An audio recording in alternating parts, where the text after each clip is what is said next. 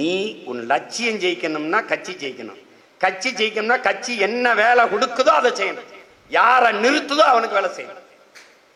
இல்ல என்னைய நிறுத்தினா தான் அப்படின்னு நீ கேட்கிற சீட்டுக்கு உனக்கு கொடுக்குற கட்சிக்கு போய் சேர்ந்துக்க. இங்க நீ சொல்றதான் அண்ணன் கேட்கணும்னா நீ தனியா தான் கட்சி ஆரம்பிச்சுக்கணும். ஆனா நீ கட்சியை வளர்க்கறதுக்கு பதிலா கட்சியை கலைக்கிறதுக்கு குலைக்கிறதுக்கு எல்லா வேலையும் செய்து கொண்டு இருக்கிற. இது வேலை செய்யணும் தம்பி. இந்த கட்சிக்கு வேண்டியவன் வேண்டாதவன் கிடையாது. வேலை செய்கிறவன் வேலை செய்யாதவன் தான். அந்த சாதிக்கு என்னை தலைமை ஏற்க வைக்க நீ போராடுற. இதுக்கு ஒரு அறிக்கை கொடுத்து விடுங்க, எங்களுக்காக ஒரு தடவை பேசி விடுங்க, எங்களுக்காக பேசி விடுங்க. இது மாதிரி ஒரு துரோகம் இருக்க உலகத்துல எதுவுமே கிடையாது. உனக்கு எல்லாமே வெளிப்படையாக இருக்கு. உனக்கு விஷம் விற்கிற கடை இருக்கு, சாராயம் விற்கிற கடை இருக்கு, சாப்பாடு விற்கிற கடை இருக்கு. எது வேணுமோ போய் சாப்பிடலாம் நீ. ஆனால் நீ எங்கிட்டதுக்கு வந்த? எந்த சாதிக்கு கட்சி இல்லை, அப்புறம் என்கிட்ட வந்த? எந்த மதத்துக்கு அரசியல் கட்சி இல்லை, இயக்கம் இல்லை, அப்புறம் என்கிட்ட வந்த? அதான் இருக்க. உன் சாதிக்கு கட்சி இருக்கு போ, உன் மதத்துக்கு கட்சி இருக்கு போ. இது ரெண்டு வேணாம். நான் தமிழன் என்ற உணர்வு இருந்தா என்கிட்ட வா, இல்லைன்னா போய்கிட்டே. அப்புறம் இங்க வந்துகிட்டு அதை தேடுறது இதை தேடுறது இருந்துகிட்டு அவன் சொல்றான் பாருங்க, எனக்கு பொறுப்பை போட்டீங்கன்னா நல்லா வேலை செஞ்சிருவாங்கன்னு. 13 வருஷமா போட்டேன், ஒரு வேலையும் செய்யல.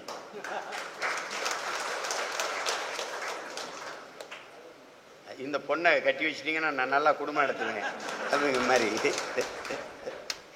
அதாவது கட்சிக்கு புதுசா வந்தா அவனை மிரட்டி விரட்டுறது. ஏய் யாரணி எப்ப வந்த கட்சிக்கு? நாங்கெல்லாம் எப்ப இருக்குதுன்னு மாவட்டம் நான் தான். என்னை கேட்காம எதுவும் பண்ண முடியாது.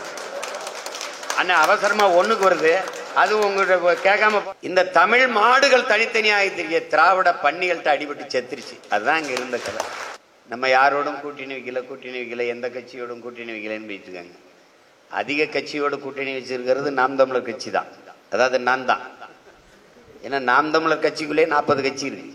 அது எல்லாம் சேர்ந்து ஒரு கூட்டணி வச்சிருக்கிறது நான் தான். விருதுநகர்னா ஒரு 27 கட்சி. அதோட சேர்த்து நான் ஒரு நாம் தமிழர்னு ஒரு கட்சியை கூட்டணி வச்சுக்கிட்டு போட்டிடுவேன். இதுல இன்னைக்கு நேற்று இல்லை, இது சபிக்கப்பட்ட ஒரு இனம். இது வாங்கி வந்த வரம். அப்படி இது ஒரு கேடுகட்ட வரம் வாங்கி வந்த ஒரு இனம். இது இல்லை என்ன தெற்காசிய முழுமைக்கு இருந்து இப்படி தெருவோரத்தில் வந்து நின்று இருக்குமா? அது இமயவரை பரவி வாழ்ந்த ஒரு இனம் இழுக்க இடம் இல்லாம அலையுமா?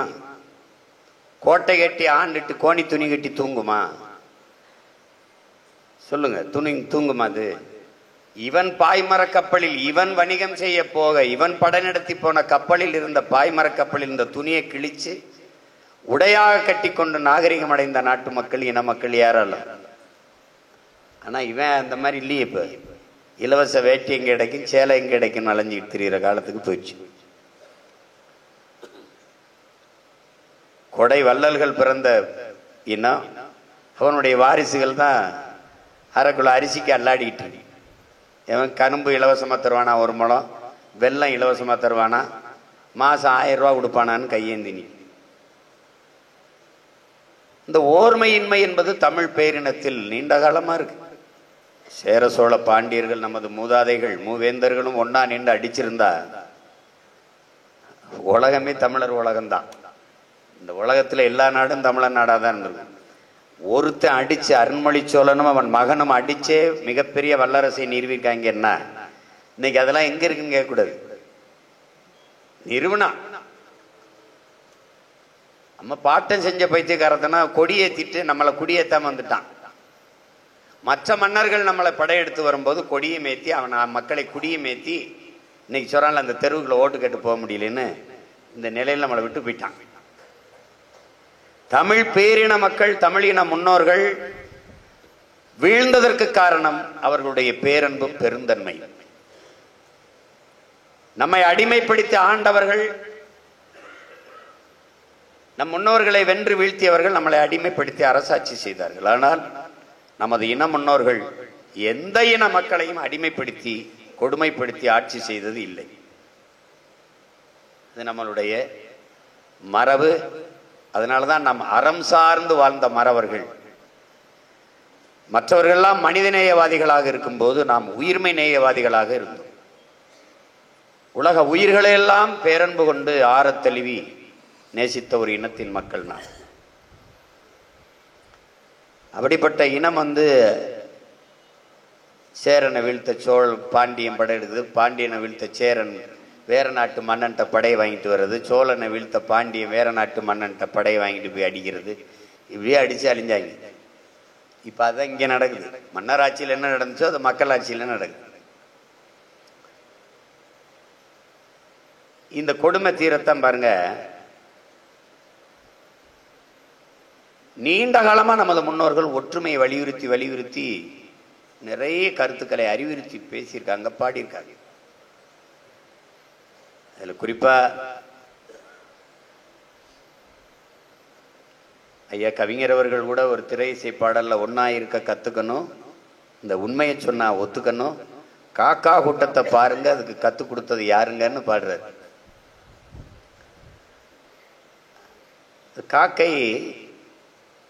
காக்கை குருவி எங்கள் சாதி, நீல் கடலும் மலையும் எங்கள் கூட்டம், நோக்க நோக்க களியாட்டம், நோக்கும் திசையெல்லாம் யாமின்றி வேறில்லைன்னு பாரதி பாடிட்டான். இந்த காக்கைகள் எல்லாம் கண்டன தீர்மானம் போட்டு பாரதிக்கு எதிராக ஒரு பெரிய மாநாடு போடுது. பாரதி புதைச்ச இடத்துல இருந்து படக்குன்னு எரிச்ச இடத்துல இருந்து எந்திரிச்சிட்டான். என்ன என்னைக்கு நான் எங்க நீங்கெல்லாம் என் ஆளுகள், நான் உங்களை அன்பா தானே பண்ணேன், நேசி தானே பண்ணேன், எதுக்கு நீங்க என் மேல இப்படி வெறுப்பா மாநாடு போடுறீங்க? நீ என்ன காக்கை குருவி எங்கள் சாதி, நாங்க எப்படி உங்க சாதியா இருக்க முடியும்? நீ எப்படி எங்களை அசிங்கப்படுத்திட்ட? என்ன நான் உயர்வாதான், நீ உயர்வா பண்ணல, எங்களை கேவலப்படுத்திட்ட, மன்னிப்பு கேள்வி. ஏன் பாரதி, ஏன் ஏன் இப்படி சொல்றீங்க? பாரதி, எங்கள்ல ஒருத்தன் ஒரு காக்கை இறந்துட்டான், நாங்க 1000 காக்கைகள் கூடி கரைவோமே, ஓ இனம் மொத்ததும் செத்ததுக்கு நீங்க ஒருத்தன் கூட அழலடா, நீங்க எப்படா எங்க சாதியா இருப்பீங்கன்னு காக்கை கேக்குது.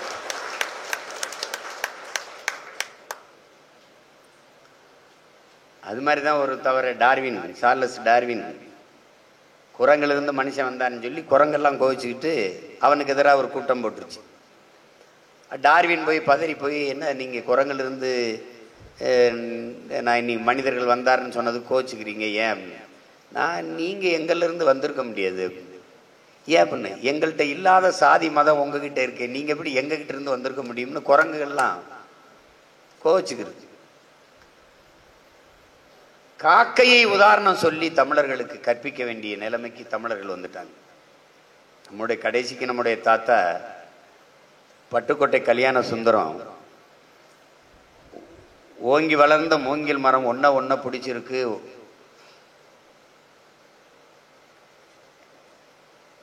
ஒட்டாம அது சொல்றாரு, ஓங்கி வளர்ந்த முருங்கில் மரம் ஒன்ன பிடிச்சிருக்கு, ஒற்றுமை களைஞ்சதுன்னா உயர முடியுமா? அவர் கேட்கிறாரு. ஒழுங்காக குறுத்து விட்டு கிளைகளையா வெடிச்சிருக்கு, இதுல ஒற்றுமை குலைஞ்சதுன்னா உயர முடியுமான்னு கேட்கிறாரு. மூங்கில் மரம் பாருங்க, ஒன்ன பின்னிக்கிட்டு ஒழுங்கா குறுத்து விட்டு கிளை விட்டு வளருதுன்றது. ஆனா நம்ம அப்படி இல்லை. மற்ற இனங்களுக்கு நமக்கு இருக்கிற பிரச்சனை, இப்ப அவர் தம்பி சொன்னார்ல, ஒருத்தர் பேசும்போது அந்த தெருவில் நமக்கு ஓட்டு போடலன்னு, அந்த உணர்ச்சி, அந்த மான உணர்ச்சி நமக்கு இருக்கணும். அவர்கள் ஓட்டு நமக்கு இல்லை என்றால் நமது ஓட்டு அவர்களுக்கு இல்லை என்ற நிலையை நாம் உருவாக்கணும். இதுல இருந்து என்ன தெரிஞ்சுக்கணும்? நீ யாரையும் குறை சொல்லாத, அவர்கள் எல்லோரும் சரியாக இருக்கிறார்கள், நாம் தவறாக இருக்கிறோம். நாம் சரியாக இல்லை, அவ்வளவுதான். நம்ம அப்பன் சரியில்லை, அதனால அடுத்த விட்டப்பன் எழுத்த விட்டப்பன் நல்லா இருக்கிறான்னா அவனை பொறாமைப்படவோ கோவப்படவோ உனக்கு உரிமை இல்லை. உங்க அப்பன் சரியில்லை, உங்க அப்பன் சரியில்லை, அப்ப நீயாவது சரியாக. இதுதான் நீ இருக்கிற யதார்த்த நிலையதான். அது சரி செஞ்சுக்கிற முடிகிற இருக்க வாய்ப்பும் அதுதான்.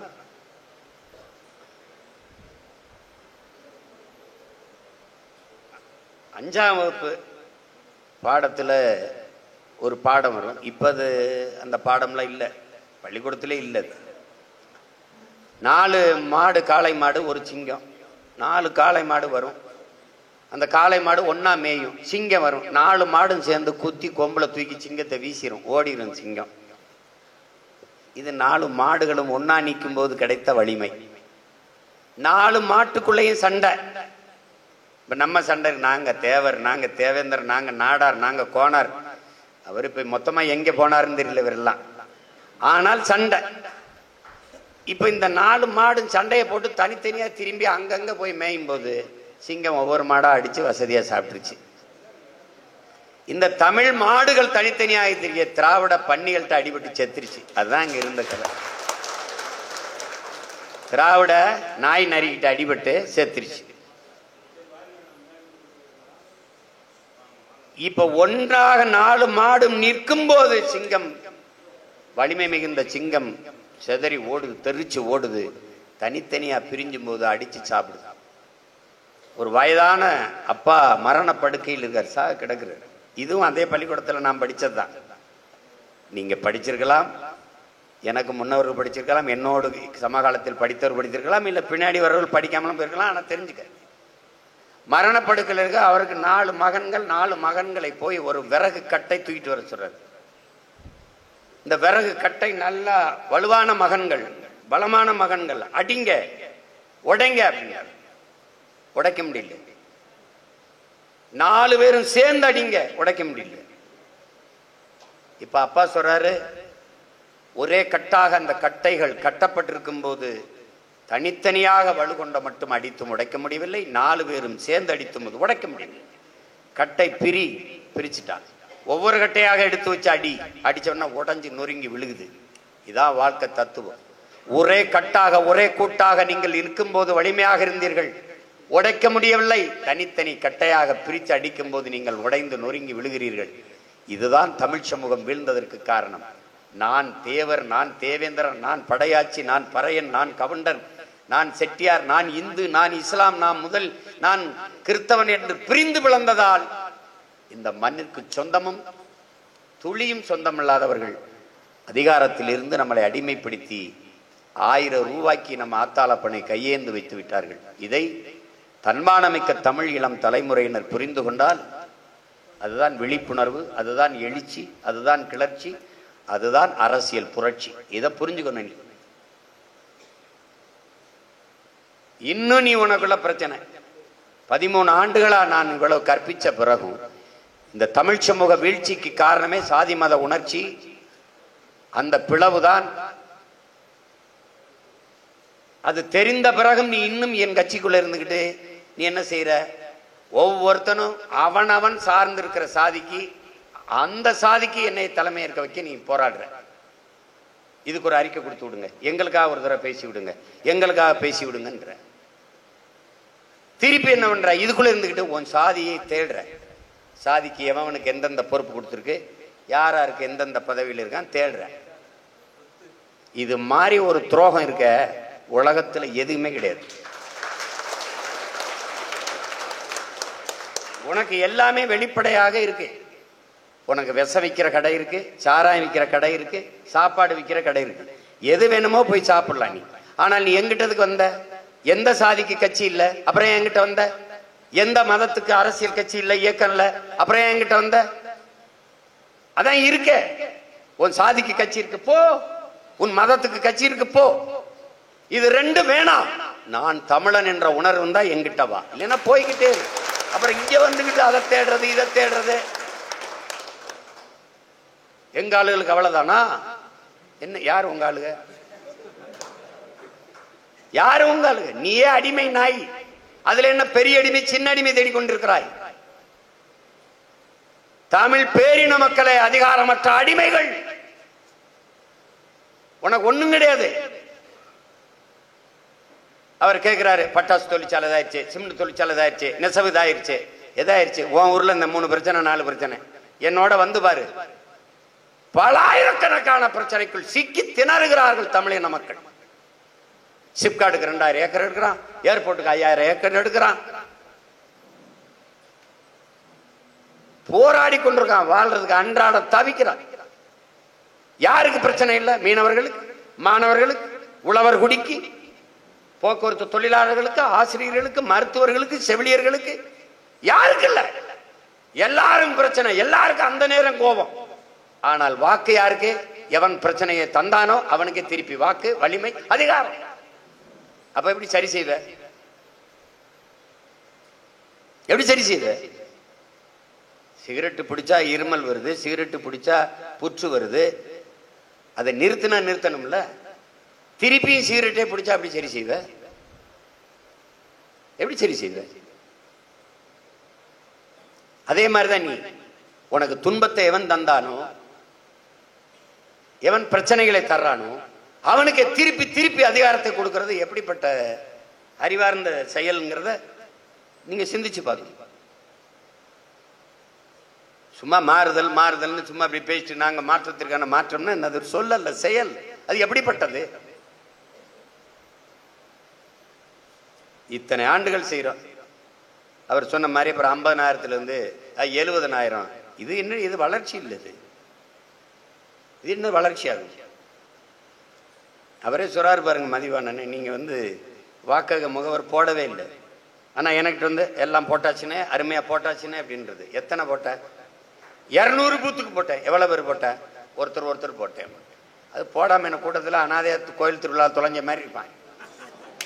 அவன் 200-300 பேர் நின்றுக்கிட்டு அவன் நிற்பான், அது பண்ணுவான். உன்னை ஒரு வேலையை நான் செய்ய சொல்லிய, ஒரு வேலையை பிரித்து கொடுத்துட்டு இவர் இங்கே இருந்துக்கிட்டு அவன் சொல்கிறான் பாருங்க, எனக்கு பொறுப்பை போட்டிங்கன்னா நல்லா வேலை செஞ்சிருவான்னு. 13 வருஷமா போட்டேன், ஒரு வேலையும் செய்யல.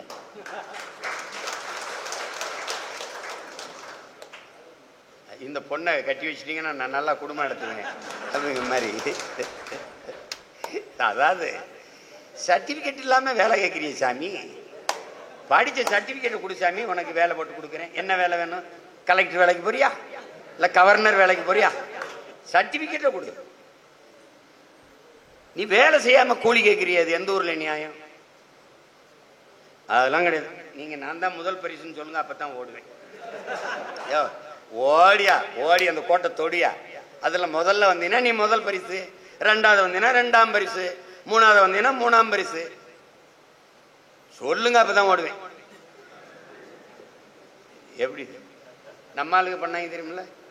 யாரும் வரலாம், தமிழ்நாட்டில் அரசு வேலையில சேர்ந்துடலாம். சேர்ந்துட்டு அப்புறம் தமிழ் படிச்சுக்கலாம். வேலைக்கு சேர்ந்த பிறகு மைத்துக்கா படிக்கிறானே, அதான் சேர்ந்துட்டானே. மாவட்ட செயலாளர்னு போட்ட பிறகு நீ 1/2 கிலோ அரிசியை கூட போட்டு மாவாட்ட மாட்டேன். நீ என்னத்த மாவட்ட செயலாளர் பண்ண? ஒரு மனச்சான்று ஒருத்தன் சொல்றா என்கிட்ட, மனச்சான்று. அண்ணன், நான் கட்சியில இந்த ஆண்டு சேர்ந்தேன். இந்த ஆண்டு சேர்ந்ததுல இருந்து இந்த ஆண்டுக்குள்ள இத்தனை பேரை சேர்த்து விட்டுருக்கேன். ஒரு 2 பேர் 3 பேர், ஒரு 4 பேரை சேர்த்து விட்டேன்னு சொல்லி யாராச்சும் ஒருத்தன் கை வைக்கிறான். 2 பேர் நம்மளும் தூக்கணும்னு தூக்காத, சும்மா ஏதாவது பேசிட்டு இருக்காத. இப்ப இந்த அறையில உட்காந்துட்டு ஒவ்வொருத்தரை கூப்பிடுவேன். நீ எத்தனை பேர் ஆளை சிவாஜி படத்தில் வர டார்க் ரூம் மாதிரி உள்ள உட்காந்துட்டு கேட்பேன், வா சும்மா கையை தூக்காது, சும்மா வெட்டி பேச்சு. ஒருத்தன் கட்சிக்கு புதுசா வந்தா அவனை மிரட்டி விரட்டுறது. ஏய் ராணி, எப்ப வந்த கட்சிக்கு? நாங்கெல்லாம் எப்ப இருக்குதுன்னு மாவட்டம் நான் தான், என்னை கேட்காம எதுவும் பண்ண முடியாது. அண்ணா அவசரமா ஒண்ணுக்கு வருது, அது உங்கள்கிட்ட கேட்காம போலாமா, இல்லை கேட்டு தான் போகணுமானே? அது கேட்டுட்டு தான் போகணும். இந்த மாதிரி ஒரு கொடுமை இது. அடிமையா இருக்கும் போதே இவ்வளவு கொடுமைனா, சுதந்திரம் அடைஞ்சு அதிகாரத்துக்கு போனா அப்பா சாமி வாழ முடியாது. இவங்கள மாதிரி ஒரு கூட்டம் அது ரொம்ப கஷ்டம். தமிழங்க மாதிரி ஒரு கூட்டம் உலகத்திலே கிடையாது. கருத்தா பேசுவாங்க, காதுல ரத்த வர்றலை பேசுவாங்க, வேலை செய்ய மாட்டாங்க. ஆனா இதனால பொறுப்பு எல்லாருக்கும் அறிவிக்கப்படுது. அதை பொறுப்புணர்ந்து பணி செஞ்சுட்டா இந்த கட்சி எவ்வளவோ தூரம் வளர்ந்துடும். நீங்க 35-36 லட்சம் வாக்கை வாங்கியிருக்கிறீங்க. நீங்க ஒரு 10 விழுக்காடு கூட வாக்ககத்தை நிறைவு செஞ்சு போடல. வாக்கக முகவருங்கிறோம், ஆங்கிலத்தில் பூத் ஏஜென்ட்டுங்கிறாங்க. நம்ம அது விடுவோம், நம்ம ஒரு கிளைங்கிறோம். ஒரு வாக்ககம் ஒரு கிளை, நம்ம சொல்ற அமைப்பு, நம்ம அமைப்பு ஒரு வாக்ககம் ஒரு கிளை. ஏன்னா அந்த வாக்கக முகவருங்கிற பணி வாக்கு போடும்போது வாக்கு எண்ணும் போது 2 நாளை தவிர அங்க அவருக்கு வேலை இல்லை.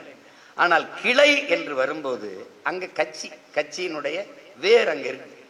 அது ஒரு சல்லி வேரோ ஆணி வேரோ ஒரு வேர், அங்கே கிளை அப்படின்னா அங்கே ஒரு பொறுப்பாளர், தலைவர், செயலாளர், பொருளாளர், செய்தி பிரிவு செயலாளர், ஒரு படை அங்கே நிற்கிது. அப்போ அந்த கட்டமைப்புக்காக தான் நம்ம அது வாக்கக முகவர்னு சொல்லாம கிளைன்னு சொல்றோம். அது போடாமலே, வாக்கக முகவர் இல்லாமலே எல்லா வாக்ககத்திலையும் நாம் தமிழர் கட்சிக்கு மக்கள் வாக்கு செலுத்திருக்காங்க. கட்சியில நீங்கள் இல்ல, கட்சியில 36 லட்சம் மக்கள் இருக்கிறாங்க. ஆனா நீ கட்சியை வளர்க்கறதுக்கு பதிலா கட்சியை கலைக்கிறதுக்கு, குலைக்கிறதுக்கு எல்லா வேலையும் செய்து கொண்டு இருக்கிற. இது மாறணும், இந்த நிலை மாறணும். முதல்ல ஒரு வசதி செஞ்சு பார்த்தேன், 2 தொகுதியை ஒரு மாவட்டம் அறிவிச்சு பார்த்தேன், வேலை நடக்கல. அப்புறம் தொகுதியை 2-3 பிரிங்க, ஒரு தொகுதியை ஒரு மாவட்டமாக, அப்பவும் நடக்கல. 130 நாள் பயணம் பண்ணேன், ஊர் ஊரா போய் கத்துனேன், பேசினேன், வகுப்படுத்தேன், பிரிச்சு கட்டுங்க, வாக்கக முகவர்களை அந்த கிளைகளை கட்டுங்கன்னு செய்யல. அப்போ 24 தேர்தலும் முடிஞ்சிருச்சு. ஆனால் 26 தேர்தலில் அப்படி விளையாட்டா எடுத்து கடந்து போக முடியாது. நீ சொல்ற மாதிரி நான் வளர்ந்துக்கிட்டு இருக்கோம் அப்படிலாம் சொல்லிட்டு இருக்க முடியாது, அப்படி சொல்ல முடியாது. வெல்லணும், உறுதியாக நம்ம வெல்லணும். அதுக்கு இருக்கிற ஒரே வழி படையை பெருக்கணுமா என்ன செய்யணும்? இந்த வேலையை, சுமையை பிரிச்சுக்கிட்டு படையை சின்ன சின்ன படையா, சின்ன சின்ன வேலையா வச்சுக்கிட்டு நிறைவா செஞ்சு முடிக்கணும். அதுக்கு ஒரே வழிதான் இருக்கு. நீங்க தொகுதி இப்ப இந்த பாராளுமன்ற கணக்கு அதெல்லாம் விடுங்க. இந்த பாராளுமன்றத்துக்கு அந்த தொகுதி அங்க போகுது. விருதுநகர் மாவட்டத்தில் எத்தனை சட்டமன்ற தொகுதிகள்? அவ்வளவுதான் கேள்வி. ஒரு தொகுதியில எத்தனை வாக்கக வாரியா தான் நீங்க வேலை செய்யணும். நாம் தமிழர் கட்சி தொடங்கிய 13 ஆண்டுகளில் 1 லட்சம் கூட்டம் போட்டது. பெரிய கட்சி 1 லட்சம் கூட்டம் போட்டிருக்கு, அது வளர்ந்துருச்சு அப்படின்னு தேர்தல் ஆணையம் நம்மள அங்கீகரிக்கல. மக்களும் நாடு ஏடும் போற்றுது. 10 லட்சம் கொடிக்கம்பங்களை ஏத்திருக்கு அப்படின்னு எவனும் பாராட்டி இந்த கட்சி வளர்ந்துருச்சு, பெரிய கட்சின்னு சொல்லல. தேர்தலில் நீங்கள் வாங்கி இருக்கிற வாக்கு எண்ணிக்கையில் தான் இந்த கட்சி வளருது, வெல்லுது, 3வது பெரிய கட்சியா வந்திருக்குன்னு சொல்றாங்கன்னா காரணம் என்ன? நீங்கள் வாங்கி இருக்கிற வாக்கு. அதை வச்சுதான் மதிப்பிடுவான். நீ வளர்றியா, வீழ்றியா, தேய்றியா, இல்ல அவ்வளவுதான் முடிஞ்சிருச்சான்ட்டு. 16 தேர்தலில் போட்டிட்டோம். 8 ஆண்டுகள் ஆகுது, 24ஓட 16 போட்டிட்டோம். 1.1 4,50,000 வாக்கு. அந்த 4,50,000 வாக்கு வித்தியாசத்துல தான் அதிமுக ஜெயிக்குது, திமுக தோக்குது. கவனிச்சீங்களா? அதுக்கப்புறம் அந்த கட்சி 4,50,000 வாக்கு வாங்கின கட்சி நடுத்தருவில் நாசமா போயிருக்கும். இதுவரை தமிழ்நாட்டு அரசியல் வரலாறுல அதுதான், இந்திய அரசியல் வரலாறு அதுதான். ஆனா விடல, மறுபடி சண்டை போட்டோம், மறுபடி ஏறணும், 4 விழுக்காட தொட்டோம், அப்புறம் மறுபடி ஏறணும், 7 விழுக்காட தொட்டோம். அதுக்கடையில் அவன் இந்த சின்னத்தை எடுத்து அதை எடுத்து ரைடை போட்டு குழப்பி மைக்கு கீக்கின்னு என்கிட்ட கொடுத்தான், சலிக்கல. மறுபடி சண்டை போட்டு இப்ப 8.22ன்னு அங்கீகரிக்கப்பட்ட ஒரு மாநில கட்சியா வந்திருக்கும். எவனோடும் கூட்டணி வைக்கல. சில கட்சிகள் அங்கீகரிக்கப்படும், ஆனால் கூட்டணி வச்சு அந்த கட்சிகளுடைய வாக்குகளோடு வலிமை சேர்த்து வரும், அது வேற. அப்ப எதை வச்சு நம்மளுக்கு இது வருது? பெறுகிற வாக்கு. அப்ப வாக்குதான் உன்னுடைய வளர்ச்சியை தீர்மானிக்குது. அப்ப அதுக்கு என்ன செய்யணும்? அதை பெருக்க வழி செய்யணும். 26ல் நம்ம வெல்லணும். இல்லைன்னா மனுக்களை வாங்கிக்கிட்டு, குற்றங்குறைகளை கேட்டுக்கிட்டு, புலம்பிக்கிட்டு, போராட்டம் நடத்திக்கிட்டு சாக வேண்டியதுதான். குறை கேட்கிற இடத்துல இருக்கிற நீ குறையை தீர்க்கிற உயரத்திற்கு போகணும். அதுக்கு ஒரே வழி அண்ணல் அம்பேத்கர் சொன்னதுதான், அதிகாரம் மிக வலிமையானது, முதலில் அந்த அதிகாரத்தை பிடி. அதை அடைவதற்கு என்னென்ன வழிகள் இருக்கோ அவ்வளவையும் நீ செய்யணும். அதுக்கு ஒரே வழிதான் இருக்கு, படையை பெருக்கு. இந்த அரங்கத்துல இத்தனை பேர் இருக்கிறீங்கன்னா இது மாதிரி 50 மடங்கு 60 மடங்கு நீங்க பெருக்கணும். அதுக்கு என்ன வழி? ஒருவர் 2 ஆகணும், 2 3 ஆகணும். இப்ப ஒருவர் 10ஆவும் 10 100ஆவும் பகைவர் நடுங்கும் படையாகும். நேற்று சொல்ல 2010 கட்சி தொடங்கும் போது நான் சொன்னது. யாராவது ஒருவர் 100 ஆயிருக்கீங்களா? ஒருவர் 10ஆவும் அது ஆயிருக்கா? இல்ல. ஒருத்தன் 10 பேரை வேணா கட்சி விட்டு வெட்டியிருப்பேன். கட்சியில் யாராவது சேர்த்திருக்கிய? நீ எங்க சேர்ப்ப? எங்கிருந்து சேர்க்கணும்? கூட படிக்கிறவன், கூட பிறந்தவன், அண்ணன் தம்பி, அக்கா தங்கச்சி, மாமச்சினை, சின்னத்தா பெரியத்தா, பொண்ணு கட்டின இடம், பொண்ணு கொடுத்த இடம், இங்க இருந்தா எடுக்கணும். ஒரே சாதியா சேர்க்கிறான், அவன் சொல்லிட்டு இருந்து போறான், நீ சேரு. சொந்தக்காரனா சேர்த்துட்டான், அவன் சொல்லிட்டு இருந்துட்டு போறான், நீ சேர்த்து. ரொம்ப சொல்லிட்டு இருந்தா என்கிட்ட கொண்டாந்து ஆளை சேர்த்துரு, வெளுத்து விட்டுறேன், உன் வேலையை பாடுறா அப்படின்னு. பெண்கள் இவ்வளவு, பெண்கள் எங்க இருந்து வருவாங்க? இல்ல வாடகை கூட்டிட்டு வந்து உட்கார வைக்கிறதா? இல்ல அண்டா குண்டா பாத்திரம்? அது நம்ம வீட்டில் இருக்கிற அக்கா தங்கச்சி, நம்ம அம்மா பெரியம்மா சின்னம்மாவை தான் கூட்டி வரணும், பங்கேற்க வைக்கணும். அப்பதான் இந்த பிள்ளைகள் என்ன செய்யறாங்க, என்ன வேலை செய்யறாங்கன்னு அவங்களுக்கு தெரியும். இது யாருக்காக இந்த பிள்ளைகள் பேசுறாங்கன்னு தெரியும். அப்பதான் ஒரு கூட்டத்துக்கு போனா போயிட்டு வா மகனேன்னு சொல்லுவாங்க, போயிட்டு வாங்கன்னு சொல்லுவாங்க. பங்கேற்க நம்ம குடும்பத்து பெண்களை பங்கேற்க வைக்கலன்னா எப்படி பெண்கள் எங்கிருந்து வருவாங்க? எங்கிருந்து வருவாங்க? பங்கேற்கணும். திமுக இருக்கிற குடும்ப அந்த ஆட்சி வேற, நம்ம செய்யறது குடும்ப ஆட்சி இல்லது, குடும்பம் குடும்பமா. இது நாம் தமிழர் என்கிறது அரசியல் பெரும் குடும்பம்ங்கிறத நீ புரிஞ்சுக்கணும். அவர் வருவாரு, அப்பா முதலமைச்சர் ஆவார், அப்புறம் அவர் மகன் துணை முதல்வராரு, அப்புறம் இவர் முதலமைச்சர். அது இல்லது, இது எல்லாரும் பங்கேற்கணும். அதனால அங்க பொறுப்புக்கு பெண்கள் போட ஆள். குடும்பத்துல உங்க மனைவி நிறுத்து, தங்கச்சி நிறுத்து, அக்காவை நிறுத்து, உள்ளாட்சி தேர்தலில் போட்டி போடல அம்மாவை நிறுத்து, அவ்வளவுதான். யாரு கேட்க போற? இது நம்ம கட்சி, நாம உருவாக்குற கட்சி, நமக்காக உருவாக்குற கட்சி. எவனும் இதுல வந்து கேள்வி கேட்க முடியாது. ஏன் அப்படி செய்யறாப்பா அப்படின்னா அண்ணன் தான் கேட்கணும். அது நானே சொல்றேன், செய். இப்ப என்ன செய்யணும்னு கேளு. என்ன செய்யணும்? வாக்ககத்தை வாக்கக வாரியா பிரி. இப்ப ஒரு உதாரணம் இருக்கு. ஒரு தொகுதியை சொல்லு.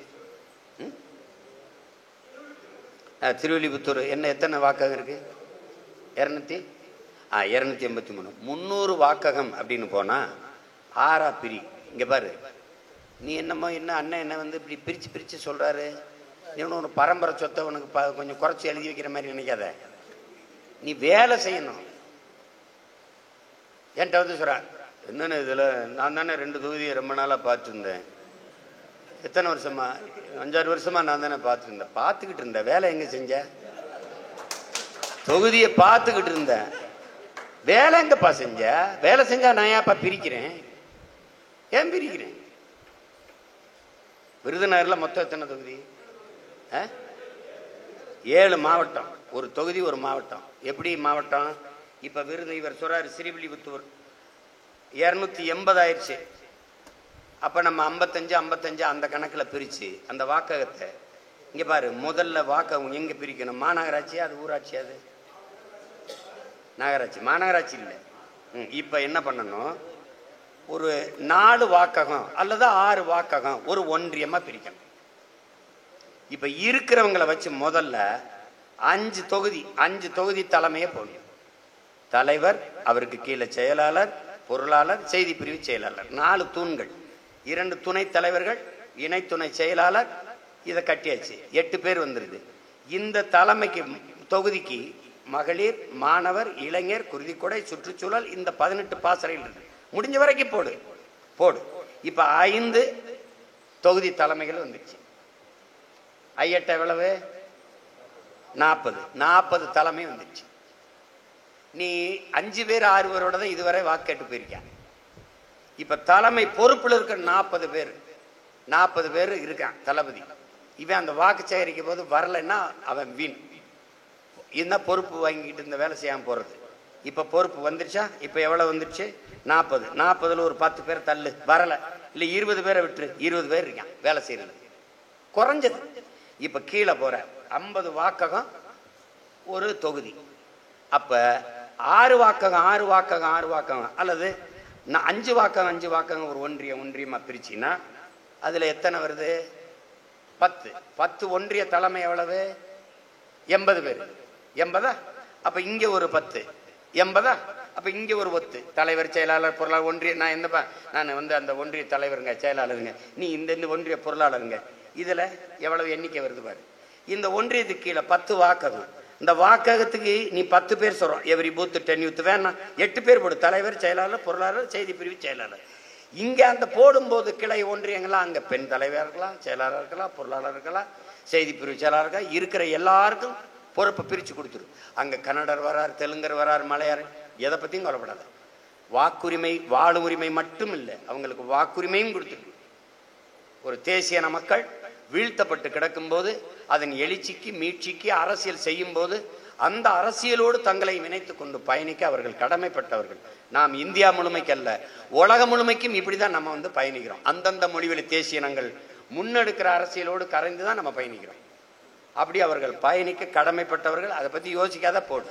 நம்ம தெலுங்கருக்கு இல்லை இந்த அரசியல், கன்னடருக்கு இல்லை, மலையாளிக்கு இல்லை, பீகாரிக்கு இல்லைன்னு இல்லை. நாம் முன்னெடுக்கிறது தமிழ் தேசியன மக்களின் அரசியல், உலக பொதுமைக்கான அரசியல் என்பதை அறிவார்ந்த தமிழ் சமூகம். பூச்சி செத்துறக்கூடாது, மரங்கள் வெட்டப்படக்கூடாது, மலைகள் காடுகள் காக்கப்படணும்னு போராடுறதெல்லாம் எப்படி? இது தமிழ் இன மக்களுக்கு மட்டுமானதா? நீர் நஞ்சாயிருச்சு, காற்று விஷமாயிருச்சுன்னு கத்துறது எதுக்கு? நம்ம உலக பொதுமைக்கு அரசியல் செஞ்சுக்கிட்டு இருக்கோம். நாம உயிர்மை நேயர்கள். சக மனிதர்களை வெறுப்பு என்பதே நமக்கு கிடையாது, சக மனித வெறுப்பு என்பதே கிடையாது. அதான் அவரவர்கள் அவரவர்கள் மொழியை போற்றி, அவரவர்கள் பண்பாடு வழிபாட்டை போற்றி அப்படியே நம்ம இனத்தில் வாழலாம், எந்த பிரச்சனையும் கிடையாது. அதனால அதை விடு, அவர்களை சேர்த்துக்கிட்டு போ, கொண்டுகிட்டு போ. இந்த கட்சி எல்லா மக்களுக்கும் இல்லை, எல்லா உயிர்களுக்கும். நாம் தமிழர் கட்சியின் கோட்பாடை புரிஞ்சுக்க. இங்க பாருங்க, அதாவது மொழியையும் இனத்தையும் மண்ணையும் மக்களையும், தன் மொழியையும் இனத்தையும் மண்ணையும் மக்களையும் தங்கள் உயிருக்கு மேலாக நேசிக்கும் எழுச்சிமிக்க இளைஞர்களின் படைதான் நாம் தமிழர் கட்சி. அது மொழியை நேசிக்கிறது, இனத்தை நேசிக்கிறது, மண்ணை நேசிக்கிறது. அப்புறம் மக்கள் தன் இனத்தை போல பிற மொழி வழி தேசிய மக்களையும் நேசிக்கிற எழுச்சிமிக்க இளைஞர்களின் படை. இதுதான் கோட்பாடு. நாம் தமிழர் கட்சியின் அரசியல் என்பது எல்லா உயிர்களுக்குமான தேவையும் அதை நிறைவு செய்யும் சேவையும் தான் நாம் தமிழர் கட்சியின் அரசியல் கோட்பாடு. இதை விளங்கணும். தாத்தா காமராஜர் சொன்னது போல முழுக்க முழுக்க மக்களுக்கான சேவைங்கிறார். அதை நாம் ஏற்கிறோம், அதையும் தாண்டி ஒரு வழி போறோம். தலைவர் சொல்றார், மக்களின் மீது அதிகாரத்தை செலுத்துகிற விவகாரம் அல்ல அரசியல் என்பது, மக்களுக்கு ஆற்றப்படுகிற தொண்டு என்கிறார். அதையும் தாண்டி தாத்தா தலைவன் எல்லோரும் நம் முன்னவர்கள் வகுத்து வைத்த கோட்பாடுகளை உள்வாங்கிக் கொண்டு அரசியல் என்பது அனைத்து உயிர்களுக்குமான தேவையும் அதை நிறைவு செய்யும் சேவையும் தான் அரசியல். இது நாம வகுத்து கொண்ட கோட்பாடு. இதை உள்வாங்கிக்கணும். அதுல தெலுங்கர், மலையாளி, கன்னடர், துளுவர்லாம் வர்றாரான்னு நீ தான் யோசிக்கணும். வர்றார். தடையற்ற மின்சாரம் எல்லாருக்குன்னா எல்லாருக்கும் தான், தூய குடிநீர்னா எல்லாருக்கும் தான், சிறந்த மருத்துவம்னா குடிகள், நாட்டு குடிகள் எல்லாருக்கும் தான். அதுல பாகுபாடு கிடையாது. தமிழர்கள் பேரன்பு மிக்கவர்கள், மானுட நேயர்கள் அல்ல, உயிர்மை நேயர்கள், அறம் சார்ந்து வாழ்ந்த மறவர்கள். அதை உள்வச்சுக்கிட்டு மனசுல உள்வச்சுக்கிட்டு வேலை செய்யணும்.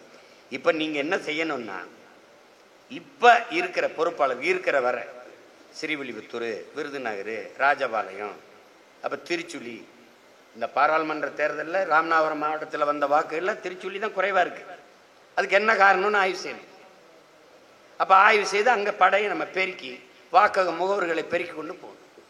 வாக்ககத்தில் முகவர்கள் இல்லாமல் இவ்வளவு வாக்கை நம் மக்கள் நமக்கு செலுத்திருக்கிறார் என்றால், இருந்திருந்தால் நாம் நினைச்ச மாதிரி 1 கோடி வாக்கு நம் இலக்குன்னு நம்ம தொட்டிருக்க முடியும்.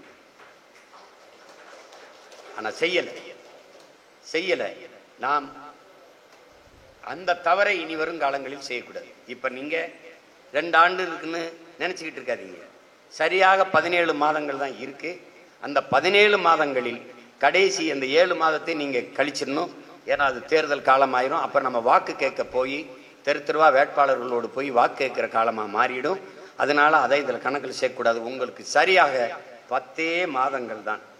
தாயின் கருவறையில் வைத்து நம்மளை எப்படி 10 மாதங்கள் சுமந்து பெற்றாலோ அப்படி இந்த கட்சியின் கட்டமைப்பு என்கிற இந்த குழந்தையை நீங்கள் உங்கள் கருவறையில் வைத்து சுமந்து சரியாக 10வது மாசத்தில் ஸ்ரீவில்லிபுத்தூர் கட்டப்பட்டுச்சு, விருதுநகர் கட்டப்பட்டுச்சு, ராஜபாளையம், இந்த திருச்சுழி எல்லாம் நிறைவடைஞ்சிருச்சு. Every booth 10 youth. இன்னொருத்தனை சேர்க்க முடியாதா? ஒரு தம்பிட்ட கேளு, நீ எந்த வாக்ககத்தில் வாக்கு செலுத்தினாய், அந்த வாக்ககத்தில் உன்னோடு உன்ன மாதிரி அங்க வாக்கு செலுத்த 10 பேர் நம்ம பிள்ளை, நான் இன்னும் ஒருத்தனை சேர்க்கிறேன், அவர்கிட்ட சொல்லுங்க 1 கூட்டல் 1 கூட்டல் 1 இவ்வளவுதான் வளர்ச்சி விகிதம். இப்ப நீங்க ஒருத்தரை சேர்த்துட்டீங்க, அவர்கிட்ட சொல்லி உங்களை மாதிரியே உணர்வுள்ள ஒரு தம்பி தங்கையை இணைங்க. அவர் கூட படிச்சவராக இருக்கலாம், நண்பராக இருக்கலாம், கூட வேலை செய்யறவராக இருக்கலாம், சொந்தக்காரராக இருக்கலாம், அண்ணன் தம்பி யாராவது இருக்கலாம். சேர்த்துட்டாரு 10 பேர் 10 நாள் சேர்க்க முடியாதா? சரி, அங்க யாருமே இல்லை, இந்த ஒன்றிய பொறுப்பாளர் சொல்லி அங்க போய் ஒரு நாள் சூருட்டி விட்டுங்க. நாம் தமிழர் கட்சி திரும்புற திசையெல்லாம் நம்ம கட்சி இருக்கட்டும், பேர் இருக்கட்டும், போடுங்க உறுப்பினர் சேர்க்க முகாம. உறுப்பினர் சேர்க்க முகாம் போட்டேன்ன ஒருத்தர் கூட சேரலைன்னு சொல்றான், நான் கட்சியை கலைச்சிடுறேன். 10 பேர் 20 பேர் 15 பேர் 30 பேர் சேரானா இல்லையான்னு மட்டும் உறுதியாக வருவார்கள், சேர்வார்கள். மக்கள் நம்மளை நம்ப தொடங்கும் போது மக்களை நாம் முழுமையாக நம்பி மக்களுக்கு அருகில் செல்லணும். இதுதான் நீங்க செய்ய வேண்டிய வேலை.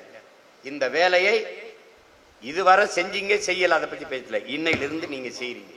திருப்பி அண்ணன் அடுத்த பயணம் வரும்போது என்கிட்ட கொடுக்கணும். இப்ப அவர் சொல்றாரு, எனக்கு பொறுப்பை போட்டு கொடுங்கன்னு. போட்டு கொடு, அனுப்பு, காலையில கையெழுத்திட்டு அனுப்பிடுவோம். ஆனா வேலை செஞ்சு கொடுக்கணும். அப்புறம் இல்ல வேலை செய்யலைன்னா அவரை மறுபடியும் நீக்கணும். அதுக்கு அண்ணன் ஒரு கடிதத்தை எழுதி கையெழுத்து போட்டு என்ன நீக்கி கொண்டே இருக்கிறார். வேலை செய்யலைன்னா வச்சு என்ன எக்ஸ்ட்ரா லக்கேஜை தூக்கிட்டு இருக்குது. என்னதான் தம்பி, ஆத்தாளா இருந்தாலும் அப்பனா இருந்தாலும் அடக்கம் பண்ணிட்டு தான் தம்பி போகணும். வழி கிடையாது தம்பி, ஒன்றும் பண்ண முடியாது. வேலை செய்யணும் தம்பி. இந்த கட்சிக்கு வேண்டியவன் வேண்டாதவன் கிடையாது. வேலை செய்கிறவன் வேலை செய்யாதவன் தான். நான் திரும்ப திரும்ப சொல்றேன், இந்த கட்சி எப்படி கட்டப்படுது தெரியுமா? இரத்த உறவை விட லட்சிய உறவு மேலானது என்று கட்டப்படுது. இங்கே குடும்ப உறவை விட கொள்கை உறவு மேலானது.